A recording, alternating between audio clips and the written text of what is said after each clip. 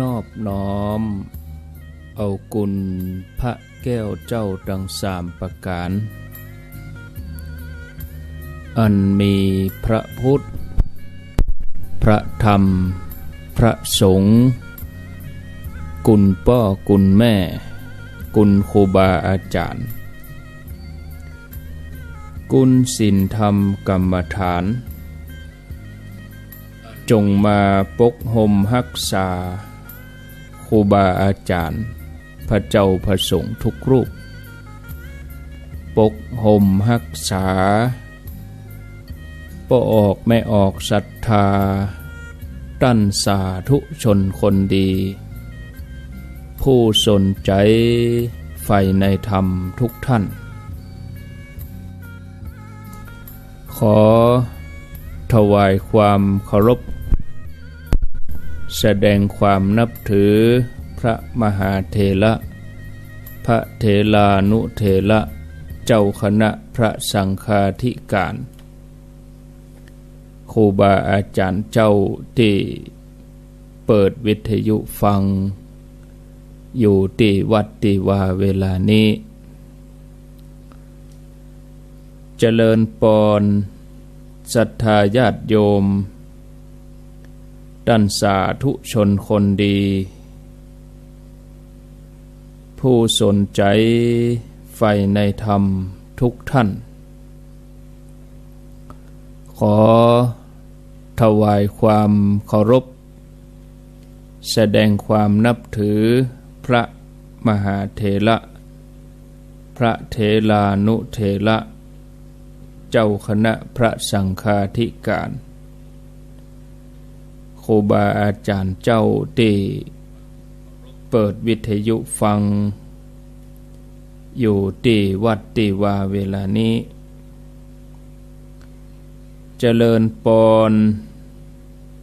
ศรัทธาญาติโยมด้านสาธุชนคนดีผู้สนใจใฝ่ในธรรมทุกท่านมาปะกันแถมแล้วเนอมาปะกันแถมแล้วมาแล้วมาปะกันในรายการสาระธรรมยามแลงประจำวันนี้31มีนาคมพุทธศักราช2564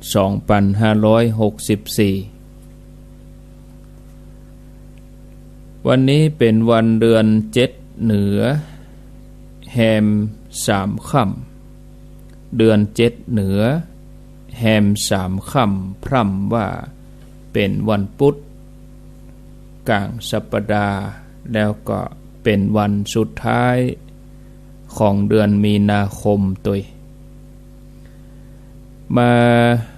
มาพบกับรายการ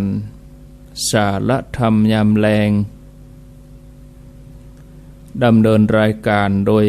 อัตมภาพพระครูอภิวัฒนวิกรมวัดปากกลางเจริญตำบลดอยหล่ออำเภอดอยหล่อจังหวัดเชียงใหม่เป็น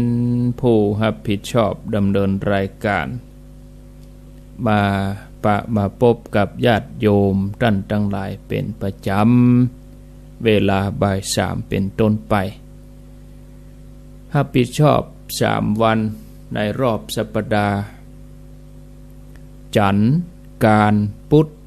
อัตมภาพพระครูอภิวัฒนวิกรมวัดปากกลางเจริญตำบลดอยหล่ออำเภอดอยหล่อจังหวัดเชียงใหม่เป็นผู้รับผิดชอบดำเนินรายการส่วนวันพฤหัสวันศุกร์เป็นท่านชัยวัฒน์นาคเสโนหรือว่าตุลุงยองได้รับผิดชอบตึงภาคเจ้ามืดตี3แล้วก็ภาคบ่ายเวลาบ่าย3วันพฤหัสวันศุกร์ตามปกติแล้ววันนี้ญาติโยมทั้งหลายจะได้ฟังการสนทนาธรรม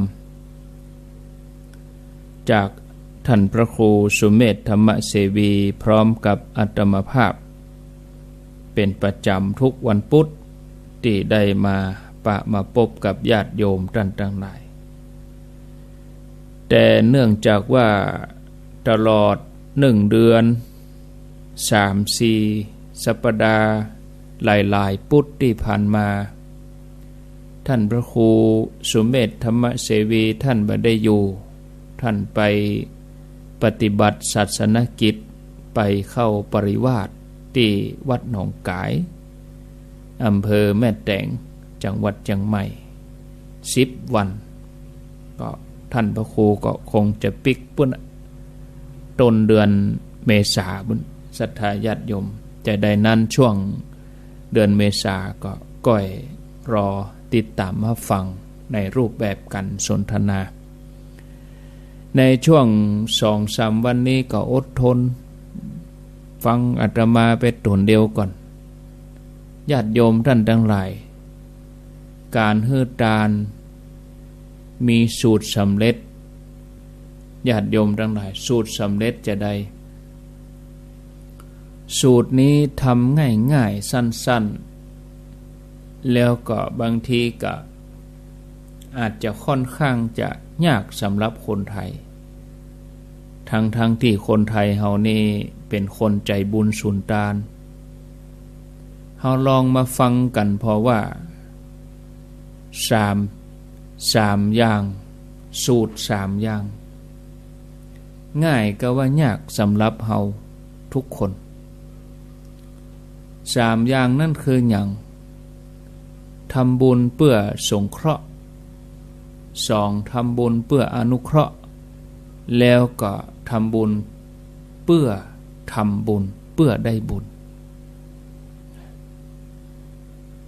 การทำบุญการฮื้อเพื่อสงเคราะห์แล้วก็อนุเคราะห์ถ้าเราจะห้องแถมยังฮื้อแบบทำบุญเพราะเป็นการฮื้อเพื่อบุญคุณเพื่อหวังตอบแทนอย่างเฮาเฮื้อของรางวัลเฮื้อของขวัญเลี้ยงเข้าแก่ไผเฮาก็ว่าเฮาเฮื้อโดยที่บ่หวังตอบแทนอันหยังแต่ในส่วนลึกใจเฮาแท้ๆเนี่ยมันก็ยังมีการทวงบุญคุณอยู่ในใจเงียบๆอย่างน้อยก็ใครให้เขารู้สึกขอบคุณในน้ำใจไมตรีของเฮาลองคิดดีๆนะญาติโยมคิดดีๆเนี่ยเฮาจะหันบางทีปากก็ว่าไปอย่างนั้นโอ้ถึงบ่คิดหยังที่จริงนี่คิดจัดหนักนะถ้าเฮาบ่เข้าข้างตัวเก่าลำไปนะการเฮื้ออันยังไผแล้วหวังผลตอบแทนบ่ถือว่าเฮื้อเพื่อทำบุญบ่ช่วยเฮื้อใจนั้นสูงบ่ช่วยเฮื้อจิตสูงหรือว่าเฮื้อสะอาดขึ้นเพราะแทนที่จะกระเทาะเอาความโลภความตระหนี่ลุดออกไปจากกมลสันดานที่มันพอกพูนมันหนาขึ้นทำไปทำมายิ่งทำไปยิ่งก็เป็นว่าเพิ่มพูนนักขึ้นไปโดยที่บ่รู้ตัวในทางพระพุทธศาสนาสอนไว้ว่าการเฮื้อนี่จะทำให้ใจของเฮาสะอาดใจของเฮาสูงขึ้นบริสุทธิ์ขึ้นหรือว่าทำบุญได้บุญแต่เนี่ยเปิ้นต้องมีองค์ประกอบอยู่3 อย่างที่1โดยย่อนะสิ่งที่จะฮื้อต้องบริสุทธิ์อย่างที่2เจตนาบริสุทธิ์อย่างที่3ผู้รับบริสุทธิ์สิ่งที่จะฮื้อต้องบริสุทธิ์หมายถึงข้าวปลาอาหารอันยังก็ตามที่เฮาจะฮื้อนั่นต้องเป็นของที่ได้มาโดยสุจริตบ่ได้ไปลักไปโกงไผมา ของนั้นบ่จำเป็นต้องเป็นของใหญ่โตหรือว่าราคาแพงเพียงแต่ของเล็กๆน้อยๆที่ได้มาโดยสุจริตนะมีผลมีค่ามากมายมหาศาลเจตนาจะต้องบริสุทธิ์เจตนาคือก่อนฮื้อกำลังฮื้อแล้วก็หลังจากที่ฮื้อไปแล้วมีจิตเลื่อมใสมีใจยินดีใบใจฮื้อไปแล้วนึกเสียดายเมื่อลุนหรือว่าฮื้อแล้วมีเจตนาแอบแฝงอยู่คือฮื้อเพื่อฮื้อคนเขาฮู้ว่าตัวเองเป็นคนใจบุญอันนี้ฮื้อตานเพื่อเอาหน้าฮื้อเปิ้นยกย่องสรรเสริญเคยหันภาพเจ้าใหญ่นายโตเนาะเปิ้นบริจาคเวลาเปิ้นบริจาคโอ้ศรัทธาญาติโยมแทนที่จะพอที่พระสงฆ์ที่กำลังประเคน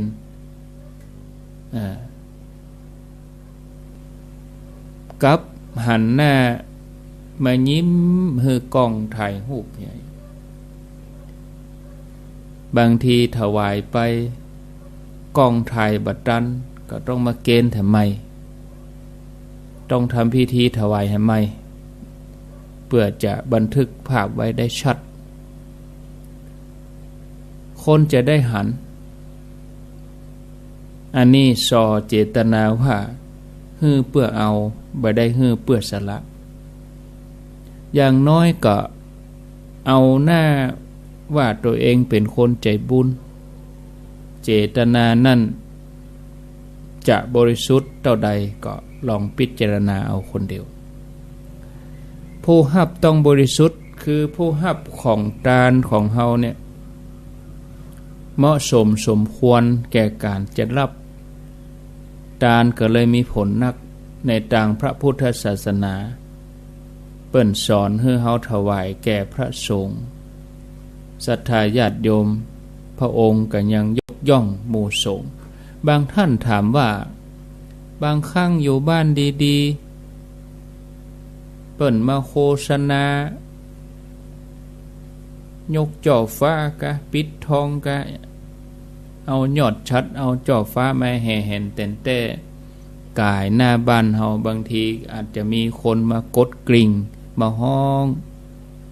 จวนไปสร้างหันสร้างนี้มูลนิธิอันนั้นมูลนิธิอันนี้ชื่อแปลกๆมากันอย่างนี้ควรทำก็ตอบชัดไปเลยว่าขึ้นอยู่กับวิจารณญาณของแต่ละท่านถ้าบ่แน่ใจก็บ่ฮื้อก็ฮื้อถือตามพุทธโอวาทว่าพึงพิจารณาฮื้อดีก่อนที่จะฮื้อคนไทยเฮาส่วนใหญ่นี่ใจดีบางทีก็เป็นช่องทางของมิจฉาชีพเป็นเหยื่อโดยที่บ่ฮู้จักจบจักสิ้นบางทีก็มีข่าวออกมาอยู่ตลอดก็บ่ฮู้จักเคล็ดลับเหมือนกันที่อย่างอีกกับติดตามข่าวมาตลอดโดนโกงพ่องโดนจุพ่องอย่างนั้นอย่างนี้ออนไลน์ขายครัวออนไลน์โอนไปแล้วครัวบ่ได้หรือบางอันประเด็นนี้อาละวาดมาขอมาเอารถเป็นมูลนิธิต่างๆแอบอ้างบริจาคซื้อล่องซื้อโลงพ่องซื้ออย่างหลายๆอย่างญาติโยมทั้งหลายบางทีเข้ามาในวัดนี่เหมือนเป็ดเอาฮอดจะสอบถามไปถามมาถ้าเขาตอนเข้าก็เปิดไปอีกก็มีอันนี้บางทีคนเฒ่าคนแก่อยู่บ้านคนเดียวเนี่ยโอ้อันตรายจะต้องพิจารณาให้ดีการฮื้อทานนี่ จะเป็นบุญกุศลแท้ๆเนี่ยจะต้องมีองค์ประกอบ3อย่างคือว่าของที่บริสุทธิ์เจตนาบริสุทธิ์ผู้รับบริสุทธิ์ขาดอย่างใดอย่างหนึ่งมันก็ส่งผลเหมือนกันนะแต่ผลนั้นบรรนักเต้าตีปอจะเป็นไปได้ถึงตานี่ก็อย่าให้นึกถึงกรรมหนึ่งญาติโยมทั้งหลายกรรมว่าจาคะหรือว่าปริจาคะถ้าเขียนเป็นกรรมไทยก็ห้องว่าบริจาค2กรรมนี้ก็ใจแตนกันได้ในที่ใดท่านใจกรรมว่าทานในที่นั้นก็ครอบคลุมถึงความหมายของกรรมว่าจาคะหรือว่าปริจาคะตัวแต่ถ้า2กรรมที่มาอยู่ด้วยกันปรากฏในทศพิธสัจธรรมนี่เปิ้นว่าเป็นทานหมายถึงการให้วัตถุสิ่งของสละวัตถุสิ่งของของตัวเองให้คนอื่นจะโดยวัตถุประสงค์อย่างก็แล้วแต่ก็ห้องว่าทานทั้งนั้นส่วนจาคะหรือว่าปริจาคะก็จะหมายเอาเฉพาะการเสียสละกิเลสนะสละกิเลสสละความตระหนี่ทีเหนียวสละความหันแก่ตัวถ้าจะให้เข้าใจง่ายเข้าไปกว่านั่นแถมก็ว่าจาคะนี่หมายถึงสละความหวงแหนสิ่งของที่ตัวเองมีออกจากใจจะง่ายๆคือการตัดใจนั่นน่ะเนี่ยตัดใจไปเลยทานนี่หมายถึงกิริยาอาการที่ยื่นสิ่งของนั้นคนที่เฮาควรแต่ถ้าใจกรรมว่าทานหรือว่าจาคะโดดก็รวมถึง2ความหมายนั้นอยู่ในกรรมเดียวกันมีพุทธพจน์แสดงสาเหตุที่คนเฮือทานต่างๆน่าสนใจก็จะเอามาโดยย่อคัดออกมาหมอกปอเป็นน้ำจิ้มเนาะหมอกญาติโยมฟังปอเข้าใจเป็นอย่างใดบางคนเฮือทานเพราะหวังผลมีจิตผูกพันถึงนะแล้วก็หวังสะสมถึงแล้วก็เกิดว่าจากโลกนี้ไปแล้วจะได้ไปกินไปใช้สิ่งที่ตัวเองทานนั้นบางคนกึดแถมว่าการเนี่ยเป็นการกระทำที่ดีบางคนกึดโดยว่าพ่อแม่ปู่ย่าตายายเคยทำมาบอกควรละเปิ้นสอนเฮามาอย่างอี้นะเฮาได้หันเปิ้นอย่างเงี้ยเฮาเลยตวยตามบางคนแล้วก็เกิดว่าเฮาก็พอจะมีอยู่เนาะก็ควรจะหยิบยื่นแบ่งปันให้คนที่เปิ้นบ่มีเปิ้นบ่ได้กินเฮาพอจะมีอยู่มีกินพ้องบางคนเกิดว่าการทานที่เฮาไปเนี่ยมันเป็นเกียรติยศมันเป็นชื่อเสียงมันเป็นหน้าเป็นตาบางคนแล้วก็เกิดว่าเมื่อเฮาทานจิตใจของเฮานั้นมันเบิกบานมันม่วนมันแช่มชื่นมันม่วนอกม่วนใจบางคนทานโดยฐานที่ว่าเกิดว่าได้บริหารจิตนะ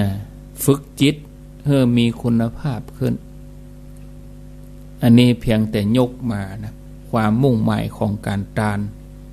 ของคนสมัยที่พระองค์ยังมีพระชนอยู่ มันก็ต่างกับคนสมัยปัจจุบันนี้เนาะมันแตกต่างกันนะญาติโยมทั้งหลาย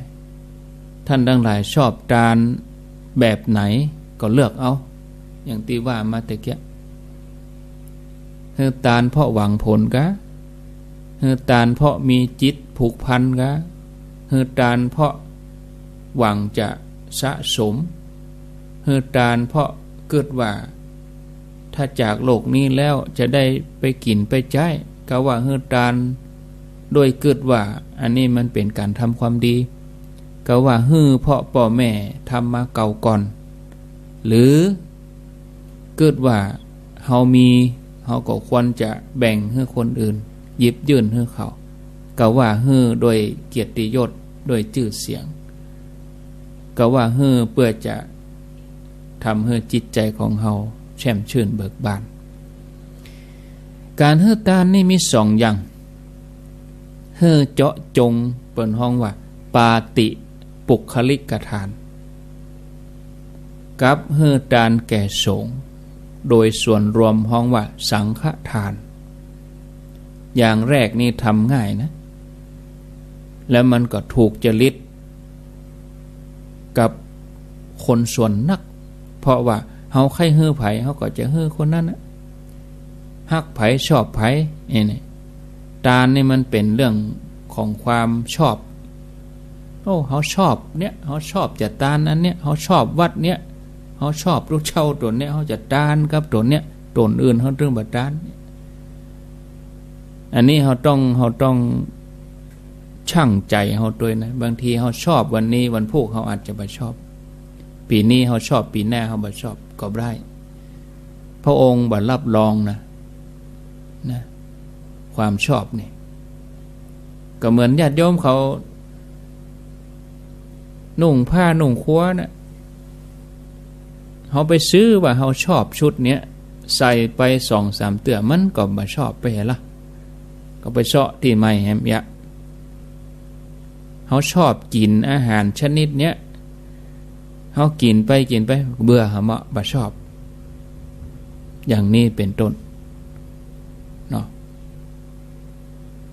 ก็เขาจะแก่ไผคนใดฮักไผชอบไผเคารพนับถือไว้เป็นการส่วนตัวถึงแม้บ่ฮู้จักส่วนตัวเวลาใส่บาตรบางคนก็ยังเลือกนะเลือกว่าตัวเจ้าตัวนี้เตียวดีก็ ของผ้าดีก็สำรวมดีก็อย่างทั้งน้องเนี่ยอย่างแรกเพิ่นฮ้องว่าแบบเจาะจงจะด้านกาตู้หลวงนั่นน่ะบ่ปะตู้หลวงก็บ่ด้านผ้าน้อยก็หาวงับเนาะพระลูกวัดก็เนี่ยอย่างหลังนี่เปิ้นฮ้องว่าสังฆทานนี่ทำยากนะเพราะอย่างญาติโยมเพราะมันต้องทำใจเป็นกลางนะ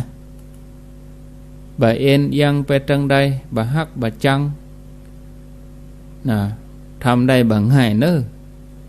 ฉะนั้นพระองค์ก็เลยสรรเสริญว่าการทานแบบบ่เจาะจงเป็นสังฆทานโดยแก่หมู่สงฆ์ย่อมได้อานิสงส์ได้ผลนักกว่าถวายแก่พระพุทธเจ้าคนส่วนนักยังเข้าใจผิดว่าถวายแก่พระสังฆทานนี่ก็จะต้องมีพระสงฆ์4 รูปขึ้นไปถึงจะฮ้องว่าสังฆทานอันนี้มันแบบเป็นความจริงเนอะญาติโยมนะถวายพระรูปเดียวก็จัดเป็นสังฆทานได้ขอเพียงแต่ว่าอย่าเจาะจงหรือว่าอย่าเลือกก็แล้วกันแล้วเฮาก็แปลงใจของเฮาว่าพระที่มาปั่นปอนน่ะเปิ้นเป็นตัวแทนของสงฆ์อันนี้ก็เป็นสังฆทานแล้วไม่ใช่ว่าจะต้องเอาพระมานั่งเรียงกันท่าน4 รูปแต่สังฆทานมีแก่นเดียวโยมเตรียมสังฆทานมาชุดเดียวแล้วโยมบอกว่าจะทำสังฆทานแล้วนิมนต์ท่านตนเดียวเมื่อก็ต้องเอามา4 ตน เขาก็ต้องเอาของมา4อย่างถ้าจะเอาสังฆทานตามที่เข้าใจว่าพระต้อง4รูปนี่นะเขาก็ติ้วครัวมาชิ้นเดียวแล้วเขามาบอกว่าสังฆทานถามว่าสังฆทานแม่นก็แม่นขอเพียงแต่ว่าเขาแปลงใจว่าบ่ได้เจาะจงเน้ออันนี้แล้วแต่จะเอาไปแจกแจงกันไปตามสงฆ์ถวายแก่สงฆ์ไปเลยเนี่ยพิธีที่เขาจะต้านเขาก็บ่ต้องมีพิธีรีตองอะไรอย่างเกียมครัวกินครัวต้านเนี่ยตั้งใจอุทิศตานแก่พระสงฆ์ทั้งหมดเลยบ่เจาะจงผู้ใดปบใส่พระเขาก็ถือว่ารูปนั้นเป็นตัวแทนจะว่าพระว่าเน้นก็ได้นะก็นิมนต์มารับจัดตานที่บ้านกะกลางถนนกะหน้าบ้านกะก็จัดว่าเป็นการตานทั้งนั้นญาติโยมท่านทั้งหลายเพราะบางคนเปิ้นบ่สะดวกหรอกเปิ้นบ่สะดวกในการที่จะไปวัดไปวานั่งเก้าอี้ไว้ก็ได้หรือแม้กระทั่งยังคนป่วยนี่นอนก็ยังได้ท่านผู้ฟังญาติโยมท่านสาธุชนการที่เฮาไปถวายภัตตาหารบางท่านว่าจะจัดเป็นสังฆทานก็ท่านพระครูท่านพระอาจารย์เฮาไปตานภัตตาหารเอาใส่ไปเป็นหม้อเป็นถุงจัดเป็นสังฆทานเป็นเนอะนะถือว่าเป็นไทยธรรมถือว่าเป็นสังฆทานเนี่ยการตานภัตตาหารนะพุทธองค์สรรเสริญว่าโอ้อันนี้เป็นบุญใหญ่มีอานิสงส์นักเพราะว่าเฮาบ่ได้จำเพาะเจาะจงนะเฮาบ่ได้ถือเป็นปฏิปุคลิกทานฉะนั้นตั้งแต่โบราณมาเวลาเขาจะทำบุญอย่างญาติโยมเขาจะต้านขันเข้าก่อนปีใหม่เมืองเนี่ยกะจัดเป็นสังฆทานญาติโยมทั้งหลายพระสงฆ์องค์สังฆเจ้าเปิ้นก็เลยสอนหมู่เฮาว่าเฮ้อถวายเป็นสังฆทานเพราะว่าพระสงฆ์ที่มาเป็นประธานนะผู้ที่หวังบุญหมู่สงฆ์เนี่ยเปิ้นมาเป็นประธานไผใครได้บุญก็เฮือทำปารภในหมู่สงฆ์ซึ่งพระสงฆ์นี่รวมสมมุติสงฆ์แล้วก็อริยสงฆ์โดยมีพระพุทธเจ้าเป็นประธานถึงแม้พระองค์จะเสด็จดับขันธ์ปรินิพพานไปแล้วเมื่อเฮาถวายภัตตาหารอันเป็นสังฆทานเฮาก็ควรจะน้อมระลึกนึกรวมไปจนถึงพระพุทธเจ้าเป็นประธานด้วยถ้าเฮาปรารภหมู่สงฆ์โดยที่มีพุทธองค์เป็นประธานทำบุญด้วยจิตเลื่อมใสกันแท้ๆแล้วเนี่ยโอ้ญาติโยมบุญก็จะบังเกิดขึ้นกับเฮาแล้วก็ตีตัวเฮาไปในทุกภพทุกชาติในสมัยพุทธกาลเล่าให้ฟังเห็นหน่อยเนาะก่อนที่จะหมดชั่วโมงแรกนี้ในสมัยพุทธกาลพระพุทธเจ้าพระองค์ประทับอยู่ที่นิโครธารามในเขตกรุงกบิลพัสดุพระนางมหาประชาบดีโคตมีปรารภที่จะถวายผ้าเนื้อดีแก่พระพุทธเจ้าพระนางประชาบดีเนี่ยตั้งใจ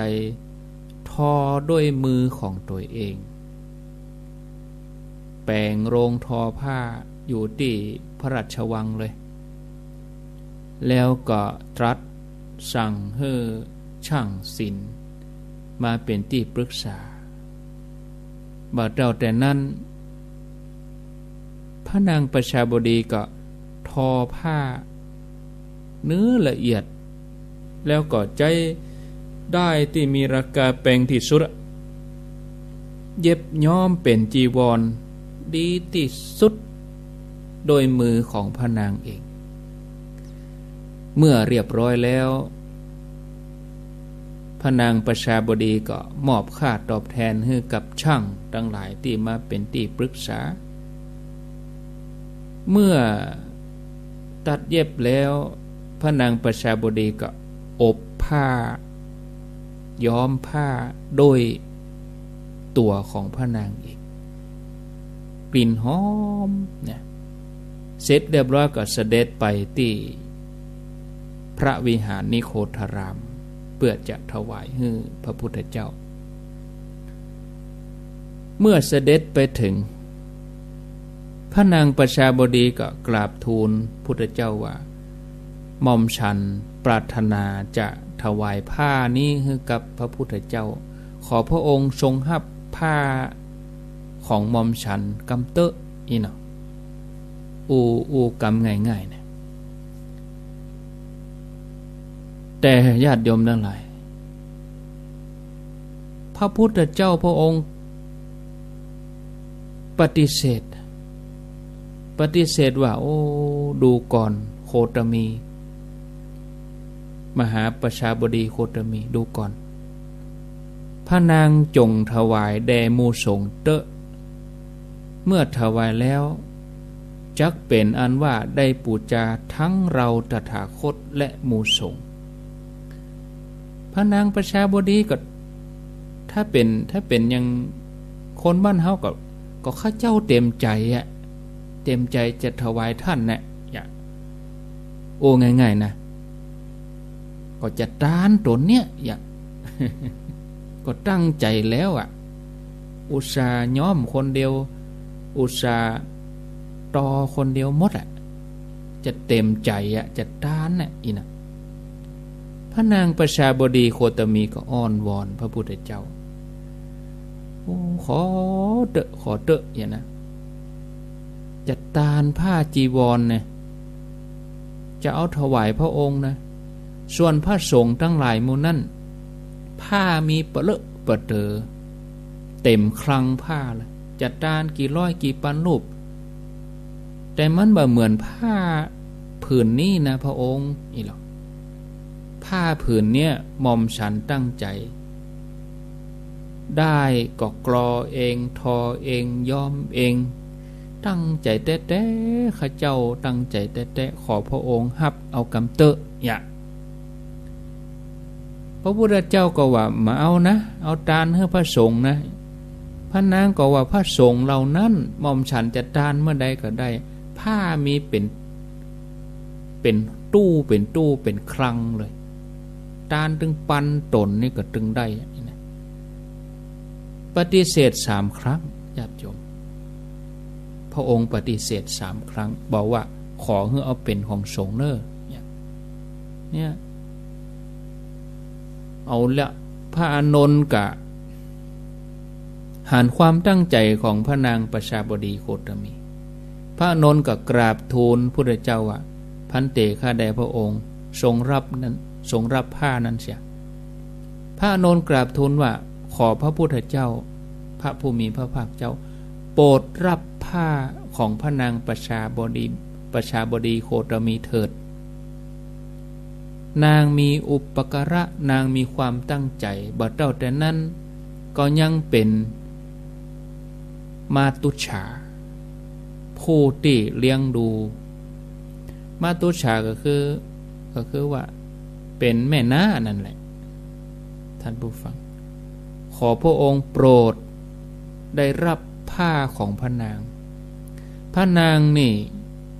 โปรดให้พระองค์ได้ดื่มน้ำนมจากพระนางแม้พระนางจะอาศัยพระผู้มีพระภาคเจ้าถึงพระพุทธพระธรรมพระสงฆ์เป็นสรณะเป็นที่ปึ้งทรงอาศัยพระผู้มีพระภาคเจ้าจึงงดเว้นจากการทำบาปทั้งหลายจากฐานะอันเป็นที่ตั้งแห่งความบาปประมาทขอพระองค์รับเครื่องบรรณาการอันผ้าที่พระนางเตรียมมาด้วยเถิดพระนนท์ก็อ้อนวอนขอพระพุทธเจ้าครับพระพุทธเจ้าพระองค์ก็ทรงตรัสว่าถูกแล้วอานนท์ถูกแล้วอานนท์ถูกแล้วจริงอยู่ บุคคลอาศัยบุคคลใดแล้วได้เปิ่งอาศัยไผแล้วเป็นผู้ถึงพระพุทธพระธรรมพระสงฆ์เป็นสรณะเราตถาคตบักกล่าวการตอบแทนด้วยดีนี้เพียงกราบไหว้ลุกขึ้นรับทำอัญชลีทำสามีจิกรรมแล้วก็เพิ่มเติมด้วยการเฮือจีวรบิณฑบาตเสนาสนะคีรณะปัจจัยเภสัชบริขารดูก่อนอโนนทักขีนาทานเป็นปาติบุคลิกทานมี14อย่าง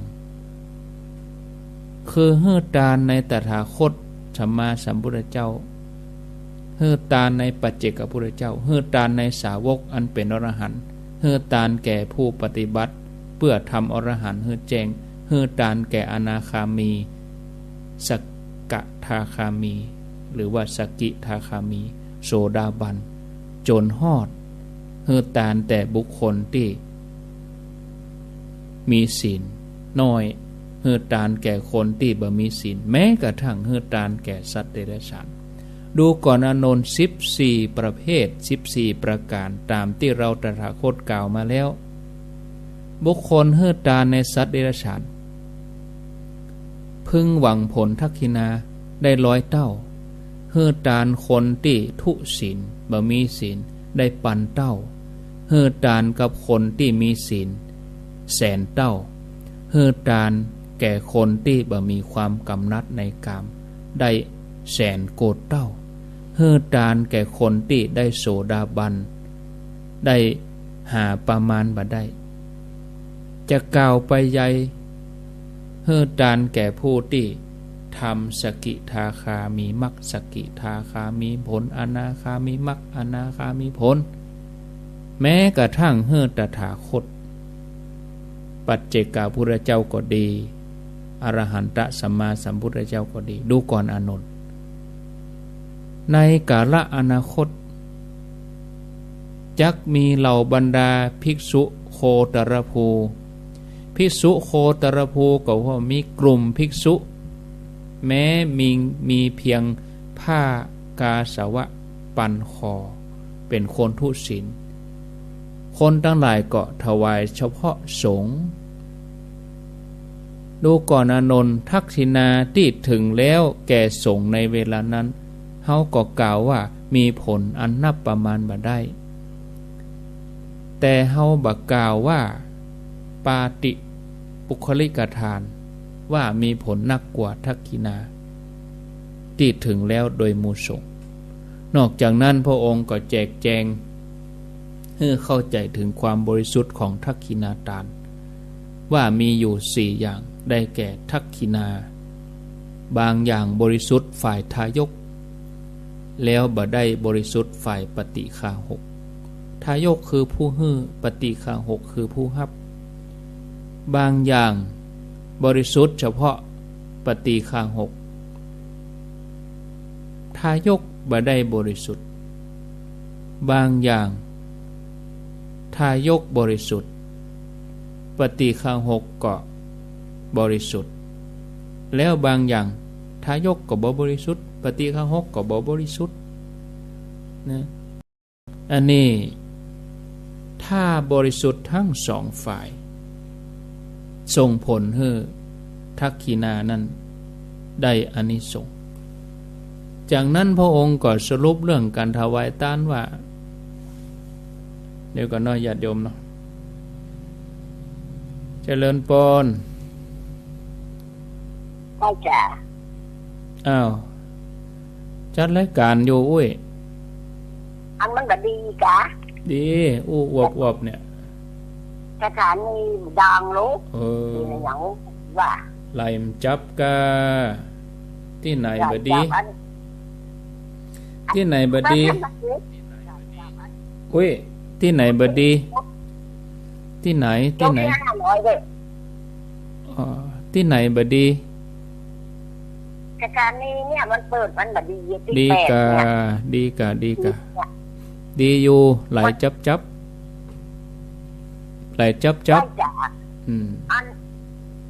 โยนซื้อแม่500เด้อ เอาโมทนาเนอะจัดรายการอยู่เนอะจัดรายการอยู่อุ้ย โอ้ล่ะ คนเท่าเนาะไทยอุ้ยล่านี่ไปตึกไหนแล้วนี่รู้ไปเห็นแล้วรู้ แบบปิดโทรศัพท์ก็จะเป็นอย่างเงี้ยญาติโยมบางทีเปิ้นไปได้ยินน่ะเนาะเปิ้นไปได้ยินเปิ้นก็ต้องเรียกร้องห้องหาทานหมดก้าอุ้ยเปิ้นยังได้ยินกันโอดๆนี่ฮะเลยเนี่ยใดอ่ะจะมาจบตัดใดนี่รับสายต่อไปเลยเห็นดีกะเนาะเปิ้นเต็งโทรมาติ๊กๆนะอาตมาก็3 สาย 4 สายอาตมาก็มาฮับสายที่4ที่5นี่ดอกพออีเนาะเปิ้นจะโทรมาอย่างใดก็เลยมาฮับนึกว่ามีอันหยังตีอันฉุกเฉินก้าอีนะตึกไหนแล้ว ตอนที่พระพุทธเจ้าเปิ้นสรุปเนาะก็เป็นหยังพระองค์ก็สรุปเรื่องการถวายทานว่าผู้ใดมีศีลได้ของมาโดยธรรมมีจิตเลื่อมใสดีเจือกรรมเจือเวรเจือผลแห่งกรรมเฮือทานในคนทุศีล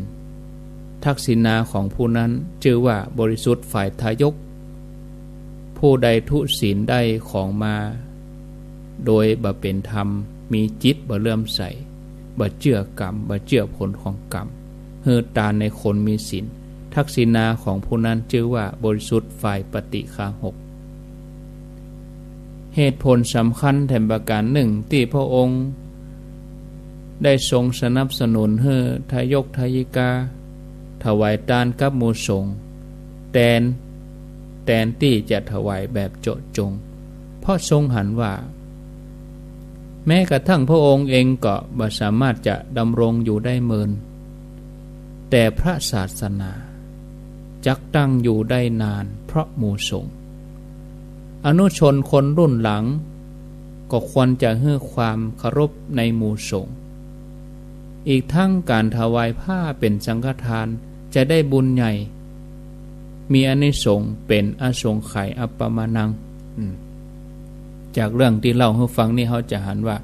พระองค์ทรงให้ความสำคัญต่อการถวายทานอันเป็นสังฆทานญาติโยมทั้งหลายจะไปลืมแปลงใจว่าอันนี้เป็นสังฆทานเนาะใส่บาตรทำบุญทานขันเข้านะแล้วนอกจากเราจะถวายสังฆทานแล้วเราก็จะต้องมันที่จะเจริญสมาธิภาวนาไปโดยเนาะแปลงใจของเราให้ละเอียดขึ้นไปศีลกับบุคคลดีละมันถึงจะสมบูรณ์เนาะ0998366322มีก็เข้ามาญาติโยมท่านทั้งหลายจะสนทนาอูจากันก็ขอเจริญปอนแฮม10 นาทีสุดท้ายเนาะจดชื่อให้อีแม่ตัวเน้อ แล้วใจเปิ้นแล้วใจคนเฒ่าถ้าจะวิลาก็ฮะจะได้นั่นก็หลังไม้ก็ได้เนอะศรัทธาญาติโยมบ่จำเป็นจะต้องโทรมาหอมหน้าไม้มันบางทีหอมหลังไม้น่ะดีถึงเวลาเขาก็ออกรายการเขาก็ชื่อมาอ่านเนาะอย่าไปจดชื่อหน้าไม้มันเสียเวลานะเสียเวลาแห่งการฟังธรรมเนี่ยมาสะกดชื่อแฮมเนี่ยก็บ่เป็นหยังถ้าจะโทรมาด้วยความสบายใจอย่างนั้นก็บ่ว่าหยังกันเจริญปอนไม่จากเจ้าจากดังใดจากวัดกระทองเลยสกิดเจ้าได้ยินทีเนาะฟังอยู่เลยเจ้าชัดเจนดีเจ้าชัดเจนดีอนุโมทนาเนอะอนุโมทนาเจ้าพระเจ้าเจริญปอนเดี๋ยวจะได้ลาที่บ้านทุ่งเรดิโอนี่นะเจริญปอนว่าไปเลยครับมันอย่างที่พ่อครูว่านะครับเวลาการเนี่ยมันต้องเลือกนะครับ เขาหมดตาลงไปก็ทานได้หมดที่แบบว่าเขาตาทันทานเอาการแข่งทานได้หมดเลยจะเอาการแบบมันเลือกไม่เข้าบอกจะได้บนมาได้บนเนี่ยมันถึงได้บนโบนะครับเขามันเขาจะทานเนี่ยแต่ของเราแบบทานได้ความบริสุทธิ์ใจครับผมฟังเข้าใจดีครับพ่อครูครับอนุโมทนา บริษัทครับผม0998366322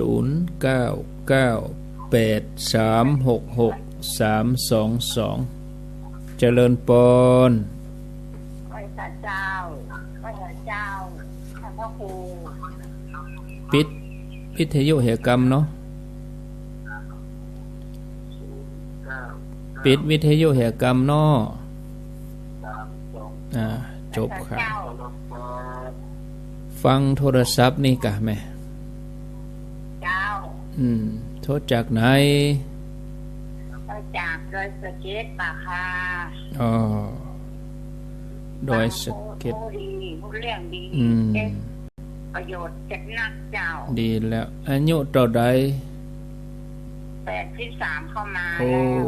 ฟังใหม่อยู่กันเนี่ยฟังเก่ากับฟังเก่ามาแล้วฟังเก่ามาแล้ววันนี้วันตีนแกงกันแบบใจดีเนาะเจ้าอนุโมทนานะเจ้ายินดีเนอ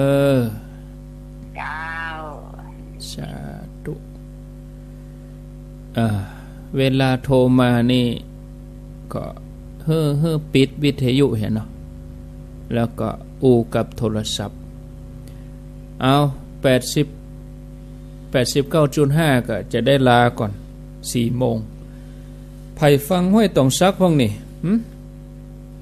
ได้ยินกับได้ยินนี่เวลาว่ายังไม่ได้ยินว่าทานมดก็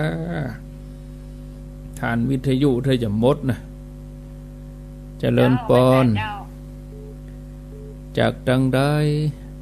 จากบ้านหงปะปูเจ้าได้ยินก่อนบ้านหงเจ้าบ้านหงเพิ่นยังได้ยินวิทยุตัวฟังอินเทอร์เน็ตก็ได้วิทยุก็ได้โอ้บัดรับเนอะที่ลูกบ่าวเพิ่นโทรหาท่านประจำไผฮะลูกบ่าวเพิ่นทำงานแล้วเจ้าไผที่เล่นดนตรีเจ้าเจ้าประเดี๋ยวเพิ่นเป็นพยาบาลอยู่พะเยาเพิ่นเจ้าไปอยู่พะเยาพุ่นไปอยู่อำเภอหยังอำเภอแม่แก่เจ้าแม่ใจกะมันที่มหาลัยน่ะดีแล้วกะเนอะแต่ก่อนลูกบ่าวนี่โทรแม่นประเดี๋ยวนี้ลูกบ่าวเขาชอบฟังรายการไม่ได้โทรแม่เลยโทรเขาชอบดีแล้วป้าปูบ้านหงเนาะเจ้ายินดีเนอะเจ้าไปสาเจ้าเจริญปนเจริญปนแอบไปสาเจ้าท่านพระครูว่าไปเลย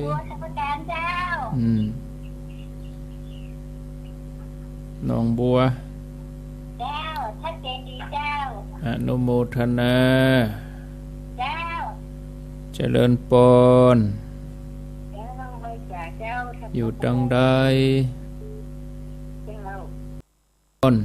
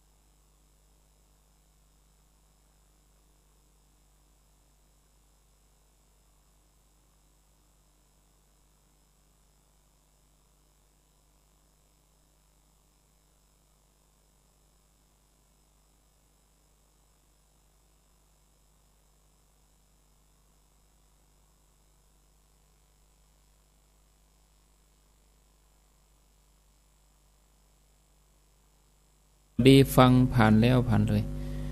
สายที่1ห้วยบ่อทองสายที่2น้องเบลสายที่3ดอยสะเก็ดสายที่4บ้านโฮงป่าปูสายที่5หนองบัวชัยประการสายที่6แม่กันธนีเวียงปะเป้าสายที่7นินลักสายที่8แจงหัวรินเมืองฝางก็คงจะต้องได้พักลาตัวอีกกันพักตี 89.50 บ้านทุ่งเรดิโอที่อื่นก็อยู่ที่เก่าเนอะฟังไรนี้ไปไหนเตื้อกำเดียวเฮาก้อยปิกมาปะอยู่ด้วยกันแถมกำเวลา4 โมงถึง5 โมงอยู่ด้วยกันแถมชั่วโมงนะฟังไรนี้ไปไหนเตื้อเนอะอายุวันโนสุขังปะลัง